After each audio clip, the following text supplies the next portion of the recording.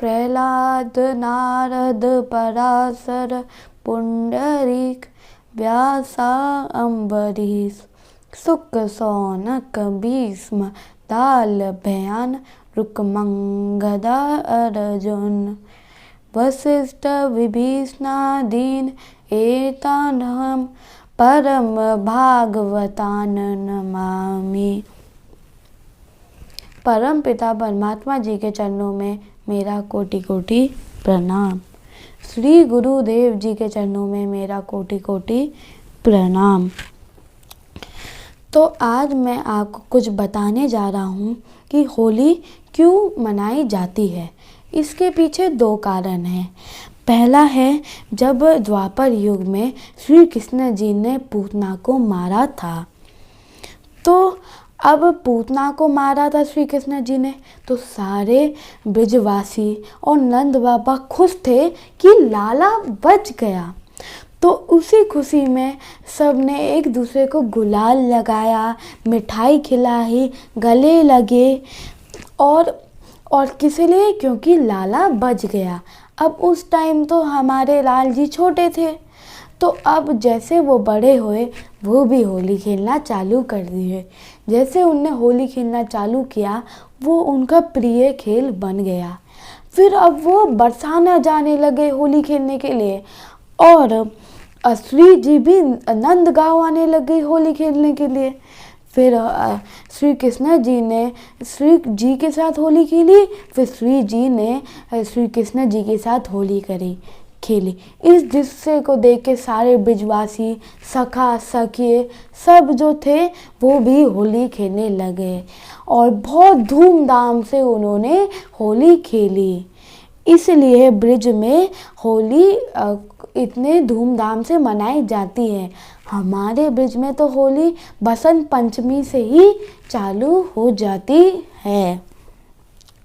अब दूसरा कारण है, जब सतयुग में प्रहलाद जी अग्नि से बचे थे। मगर अब वो तो हम सबको पता है, मगर प्रहलाद जी का भगवान पे विश्वास कैसे आया था? प्रहलाद जी के जो पिता थे वो थे हिरण्यकश्यप। अब हिरण्यकश्यप तो राक्षस था। उसने अपने राज्य में क्या किया? उसने अपने आप को ही भगवान बना लिया। तो अब उसने क्या किया? सारे गुरुकुलों में भी ये डाल दिया कि हिरण्यकश्यप मैं ही भगवान हूँ और गुरुकुल में राक्षस नीति पढ़ाने लगे। तो अब प्रहलाद जी तो ये सभी पढ़े थे, तो उनको भी यही विश्वास था। तो एक दिन प्रहलाद जी गुरुकुल जा रहे थे। तो जब प्रहलाद जी गुरुकुल जा रहे थे तो वहाँ पे रास्ते में कुमार का घर पड़ता था। तो अब उस कुमार के घर में जो पत्नी थी वो घड़े बनाती थी। तो एक दिन एक बिल्ली ने उस घड़े में, कच्चे घड़े में अपने बच्चे दिए थे। तो वो कुमार की पत्नी सोच रही थी जब इस घड़े को पकने के लिए डाल दूंगी तो इन बच्चों को निकाल दूंगी। अब उसने क्या किया? सारे जो कच्चे घड़े थे उन्हें पकने के लिए डाल दिए और वो भूल ही गई कि उस घड़ों में बिल्ली के बच्चे थे। अब उसने वहाँ पे आग लगा दी। उसके बाद उसे वो याद आ रहा है। अब वो बहुत दुखी हो के अब भगवान से प्रार्थना करने लग गई, हे भगवान परमात्मा तुम इन बिल्ली के बच्चों को बचा लेना। और फिर भगवान का जाप करने लग गई और उसके जहाँ पे उसने आग लगाई थी उसके चक्कर काट रही थी और राम राम राम राम जप रही थी। तो जब प्रहलाद जी ये देखे तो उन्हें बहुत गुस्सा आया और कहा, तुम क्या कर रही हो? तुम्हें पता नहीं है तुम अब मेरे पिताजी के राज्य में हो करके दूसरे भगवान का जाप कर रही हो? ये भगवान तुम्हारा नकली है। तुम्हें पता नहीं है कि मेरे पिताजी भगवान है बस।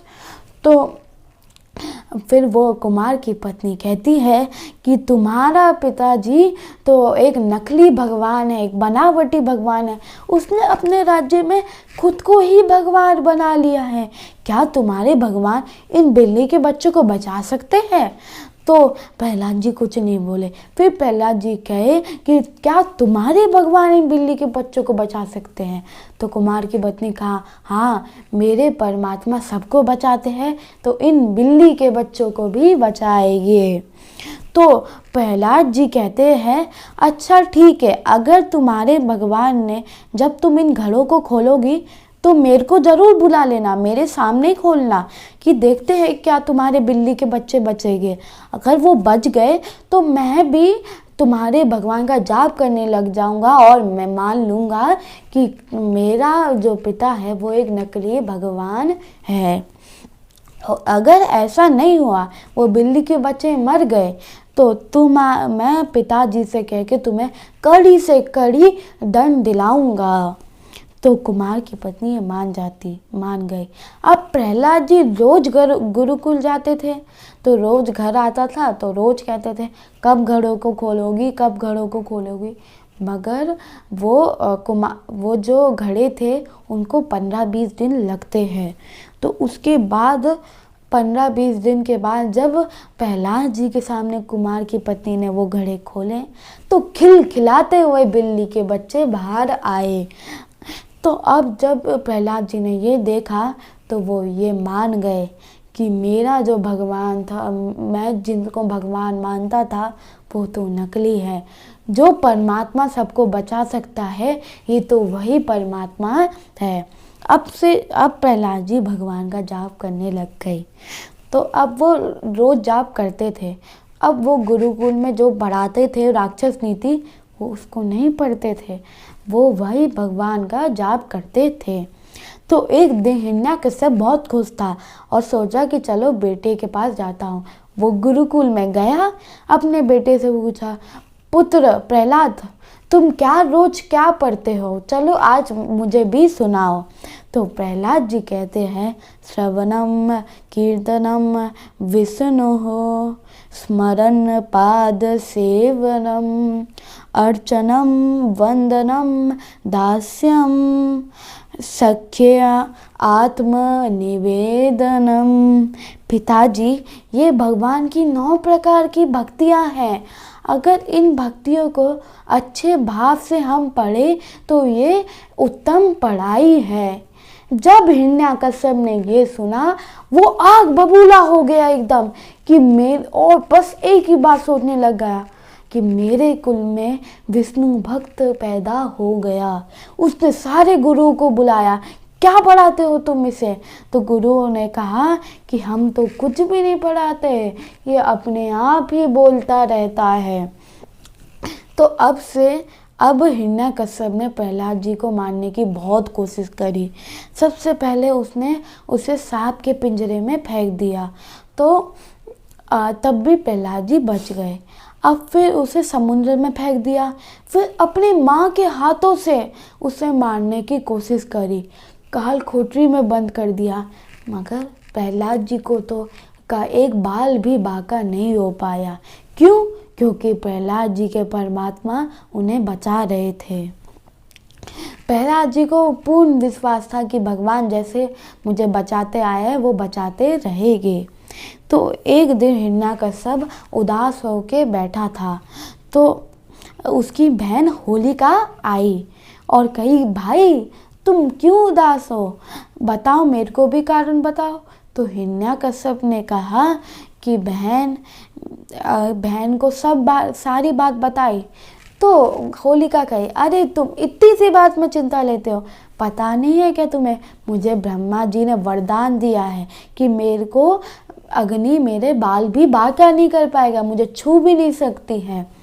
मगर ब्रह्मा जी ने एक और बात साथ में कही थी कि अगर वो किसी पुरुष को छू के उस अग्नि में बैठी तो वो वहीं भस्म हो जाएगी।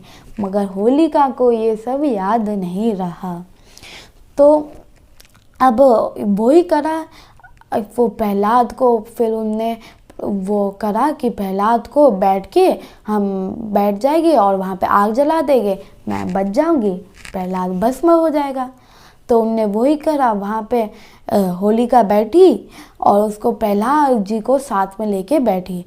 प्रहलाद जी को कोई भय नहीं था क्योंकि उनको पता था, वो जाप कर रहे थे कि भगवान जैसे उनको बचाते आए वो उनको बचाते रहेंगे। अब वो उनके होलिका की गोदी में जाके बैठ गए और वहीं आग लगा दी। तो क्या हुआ, होलिका वहीं भस्म हो गई और प्रहलाद जी को कुछ भी नहीं हुआ। अब जो प्रहलाद जी के मित्र हैं वो तो इस चीज़ का जश्न मनाते हैं कि प्रहलाद जी बच गए और एक दूसरे को गुलाल लगाते हैं, मिठाइयाँ खिलाते हैं, गले लगाते हैं। और जो हिरण्यकश्यप के साथ है वो क्या करते हैं, वो शराब पीते हैं, एक दूसरे के कपड़े फाड़ते हैं, नाली में फेंकते हैं, जुआ खेलते हैं। तो ये सब बुरे काम करते हैं। तो अब इन दो कारण के वजह से हम होली मनाते हैं। तो सभी देशवासियों को होली की हार्दिक शुभकामनाएं। तो बोलो जय जय श्री राधे।